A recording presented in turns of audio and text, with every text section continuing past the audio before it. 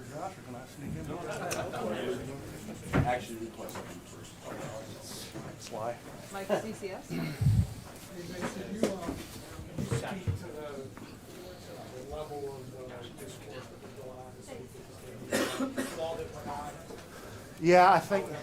Yeah, well, yeah, I think from the outside end, it definitely looked like an onslaught of things that could, help make a team lose our focus. But on the contrary, I think coming off the bye, we were so laser focused and understanding on the job at hand and what that would take if we want to achieve our ultimate goal, which is to make the playoffs. We'd had to stack these days one day at a time, compound those. I know I said that 1,000 times, but eventually end up on Sunday after having a great week of practice. And sure, that there was some times there where we could have been distracted, and I think the resiliency of this team, not only on the field but off the field, was apparent this week. And we had some great practices and really came together and focused on the ultimate goal, which was to win in a very hostile environment, which was Arrowhead. Josh, I made that long third down. Put you on the table as far as do you ever catch yourself being amazed while the game is going on? Yeah, I mean, to be honest, you get caught up in protection schematics and you wonder why he's running. Just truly, not like why would he do that, but why is there who's coming free? Was that a protection issue or something like that? So it's one of those things that you really kind of take a step back after the game and really appreciate, because like I said earlier, you just got to focus on what was going on. And, I'm sorry, Mitch. I know you guys were focused on it, but it was a rough week for Sean. I know he never says things, but how do you feel for him with a game like this, with everything that went on this week? I thought he came in, that could have, we felt for him. We felt for his family. We felt for the individual, because we know who Sean is. I've been with him for 5 years, and Sean is not only an astounding football coach, a very resilient one, but is a good man. And first and foremost, I mean, if guys have anything come up, family-wise or anything like that, personally, there's a story from me. I've dealt with anxiety in my past, and something I'm fairly open with. And a few years ago, we're playing away, and I'm having a really tough time before a game, getting myself ready to go, and I don't know if I'm going to play or not. And Sean pulled me aside in his office and just really sat me down as a man and said, there's so much more to life than football. You have a great family, and whatever happens on that field today is not going to relate to that. And just go out there and fly around. And ever since then, it was just one of the most unique things that he did 90 minutes before a football game, an important one a few years ago. And I know that wasn't what you asked, but personally speaking for myself, I'd do anything for that man. So did any of this more for Mitch?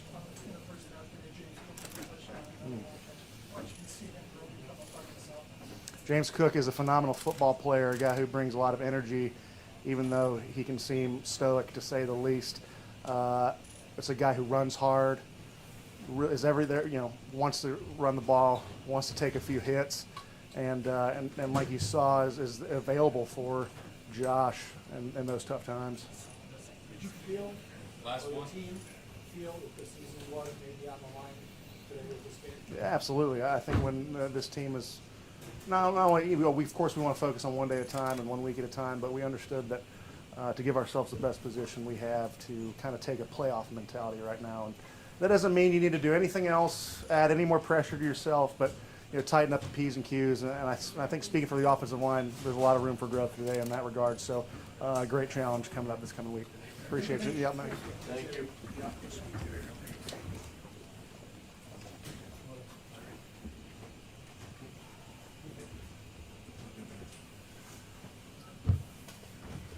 How we doing? Hey, what went through your mind as you're sitting on the bench and you see the flag on the field while they're celebrating the touchdown? Well, I originally thought it was on us. I didn't know what the flag is. It's not a flag that they usually call. I was just getting up ready to go score. We're gonna have a minute and 20 seconds left. I think we had all 3 timeouts, so maybe had 2, but that was going through my mind. You've made some plays going to the sideline, but maybe none quite like that. What was going through your mind when you made the play to the tape? 3rd down. on that drive, gotta find a way to make a play, and we were on the same page there. He made a heck of a catch. What did James Cook do to the offense in this one? No, he was awesome. He was awesome. He's been working hard. He had probably his best week of practice this week, and getting more comfortable with him catching passes out of the backfield. And he had a lot of opportunities tonight, and he took advantage of it. And thought he ran the ball well. Thought all three of our backs ran the ball well. So wasn't the prettiest of wins. We all know that. Lot to clean up, but defense played fantastic. Went out there, made a 2-minute stop, which was great to see, and they played great all night. Josh, obviously a very important win in these standings, but also probably an important win with what your team went through this week. What does this one mean to you? Well, obviously this week wasn't easy. It wasn't easy for Coach McDermott. You can question a lot of things about coaching style. You can question a lot of things about my decision making. You can question a lot of things about this team, but to question his character and who he is as a man, there's no. He's one of the better humans on this planet. How he carries himself, and we saw it for what it is. We're just trying to focus on winning each week, one game at a time. Did that, in hindsight, looking back at it, Judge, did that at all help hone that focus, maybe? Anyway. I mean, maybe. I just, everybody on the outside wants to make it a big deal, and in the locker room, it wasn't a talking point. Coach had a meeting with us, talked with us, and guys took that, and it was washed under the carpet there for us. We didn't care. So, again, we're just trying to look forward and focus on going 1-0 each week. Josh, you guys have had trouble closing out games. How important was it to close out this game? Well, we could have put ourselves in a better position there at the end, scoring a touchdown. A couple throws I wish I had back, but again, our defense went out there and made a stop, which it's great to see sitting there on the sideline, knowing that you can go out there and take a knee. You always want to finish the game with the ball and victory formation. That's what we did tonight. You were controlling the game, 14-0. You're moving again, and then you threw the pick. Did you feel? Really, from that moment on, it really was a smart moment. Did you feel like that was a moment, looking back, that really did kind of flip? You won, but it kind of flipped the game, didn't it? Yeah, and can't make that throw there. Gave them points right before the half, and from there on out, we were able to move the ball. We weren't finishing. Thought we were hurting ourselves a little bit with decision making, with penalties, all of the above. So something we got to tighten up. Again, that's a really good team we just played. So it's a really good defense. They figured some stuff out, and we got to counter and find a way to keep going and put 6 and 7 on the board. Josh, when they appeared to score that touchdown, the camera showed you sitting there, and I think you kind of had a smile on your face. Like, what else? For those 10 seconds before you realized that was going to get wiped out, how are you processing? Yeah, I was. That is an exciting moment. That's the type of situation you want to be in. You want the ball in your hands with time left and 2 timeouts and a chance to go down there and score. So that was going through my mind, making sure that our offense knew we were going back out on the field and get ready to go score a touchdown. After the ups and downs of the season, I don't know if validation is the right word, but does a win like this kind of remind everybody that what you guys want is still in front of you and you ultimately can get there? Yeah, and we've been kind of approaching this as this is the playoffs for us. Every game from here on out is that important, and we gotta keep going. And again, we'll celebrate this one tonight. Turn our attention towards the Cowboys tomorrow. Hey guys. Thank you.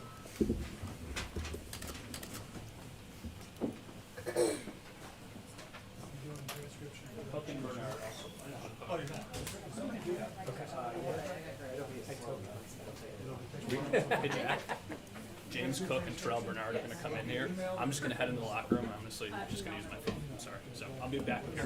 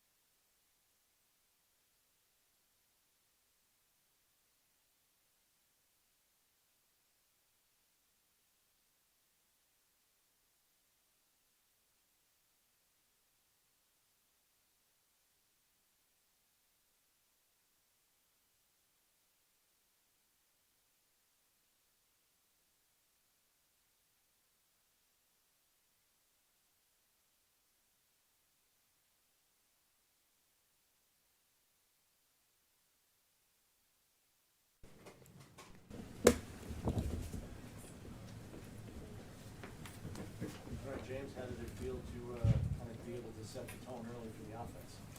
I mean, it was good, you know. The team needed a boost, and my name was called, so I just made a play.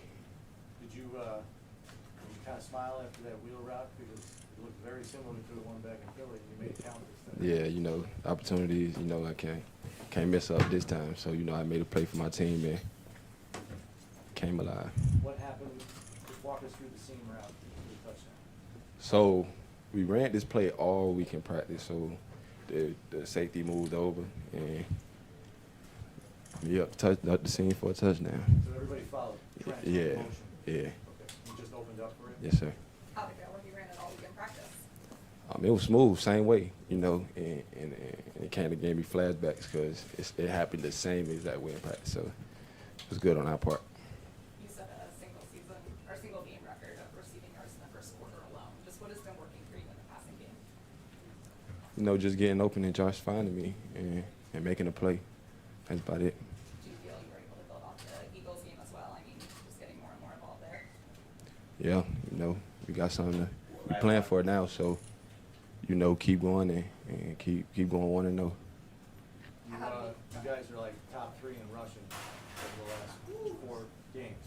Like, what do you feel is really clicking for you guys on the ground? O-line, you know, they blocking their tail off and we finding the holes and we hitting it.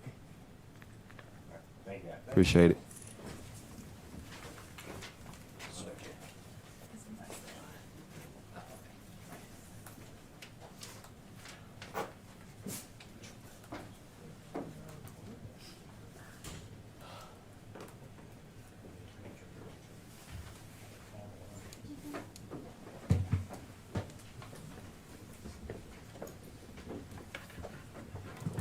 Okay, good to get a win. Always good to win in the National Football League, in particular when you come here at Arrowhead against a good football team, led by Andy Reid and Patrick Mahomes. Thought it was really good effort all across the board. Guys played hard. It was going to be back and forth as it was. We knew that, and we jumped out early, and then they came back and had some momentum. I think back half of the second quarter, and then somewhat into the third quarter and fourth, and we just stayed the course. And good to see the defense come out and seal the game. I thought that drive by the offense was important as well. So still things we can work on overall, but again, good win and proud of the guys. Can you maybe speak to all the turbulence that obviously was surrounding the building this week? Can you speak to what it was like behind the scenes that we don't see to get ready for this game? Yeah, I mean, praise God, number one. I mean, just our guys were, the staff, the players, steadfast in their focus. I couldn't be more proud of a group. I really couldn't at this point in the regular season. To a person, they didn't flinch. They were focused. They supported one another. They supported me, and I don't take that for granted at all. And I'm just super proud of those guys and just a resilient group. To expand on that, what did this week mean personally for you just to get a win after all of that? Yeah, I mean, again, just so thankful. I'm grateful for so many things. So many people that reached out. Andy Reid, many of their staff after the game in particular. I know quite a few of their coaches and staff and their class acts, so I appreciate that. My family appreciates that. Just incredible support this week, in particular the last couple of days for myself, for my family, and that's what Buffalo's all about. I mean, we moved here six years ago, and the friends that we've made, the support that we've gotten. Before I came to the stadium, called my wife, and she was like, I continue to get texts from, our neighbors, our friends in Buffalo, and couldn't be more thankful and more grateful for that. Hey, Sean, to close this game out on defense, how much did we need to see that? Yeah, really proud of those guys. They went out there. They knew what they had to get done. I mean, the thing that's challenging, in addition to going against Patrick, is the field goal kickers. As he's one of the best. I think he's made one from 60 plus already this season, if I'm not mistaken. And so you're defending a small window of grass right there, and we were aggressive. We were staying aggressive, and the guys responded, and we got them behind the sticks there, and the guys closed it out. How quickly were you aware that the guy was offside on the touchdown play? Well, you know what, to be honest, I wasn't sure. We were in man-to-man. I thought someone was yelling, we got picked, and then as the play unfolded, I think it was Kels that was wide open there, and the play after he caught the ball was, I've never seen a play like that in the NFL, But thankful, and then I saw the referees signaling that direction, so I didn't know if it was a pick or what it was, and then it turned out to be the offside.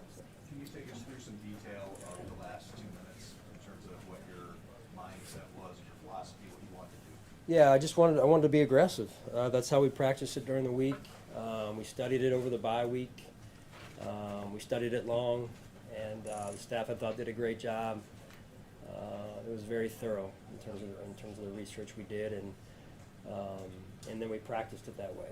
And so started practice on Wednesday with a 2-minute drill like we normally do, then added another 2-minute drill live with the offense at the end of practice on Wednesday, and it pays off, right? So guys were comfortable in that situation, and they executed at a high level. What did you learn in your research?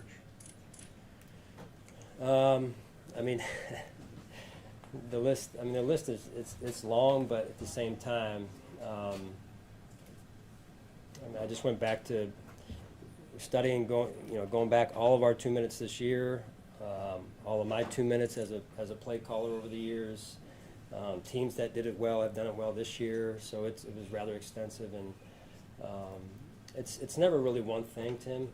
Being honest with you, it's you get a good sample of, hey, this team's doing that, and then you get some teams that, quite honestly, there's people wide open, guys are dropping balls, and so you like to catch a break once in a while, and so it's a combination of things. I don't have a clear answer for you. I got a lot of things going through my head as it relates to the 2-minute in particular, but just thought the guys came out, and then when you get the, I think it was the sack on 3rd down or something like that we got there, or close to a sack, and